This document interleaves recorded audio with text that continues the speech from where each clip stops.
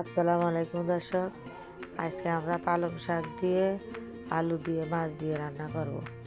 তাই আগে শাকগুনা কুটে নিলাম। শাকগুনা কুটে নিয়ে এবার আলুগুনা কুটে নিলাম। আলুগুনা কুটে নিয়ে এবার শাক আলু একসাথে ভালো করে ধুয়ে নিছি। ধুয়ে নিয়ে আকার পার গেলাম, কড়াইতে তেল দিলাম। তারপরে ওই যে বাটনাগুনা জিরে সর্ষে ঝাল পেঁয়াজ রসুন সব দিয়ে তো আগে কষিয়ে নিলাম। নিয়ে এবার ওই যে আলু আর পালং শাক ঢেলে দিলাম। দিয়ে নাড়াচাড়া করে এবারটা কষে নিয়ে ঝোল দিয়ে এবারটা মাছ দিয়ে দিলাম।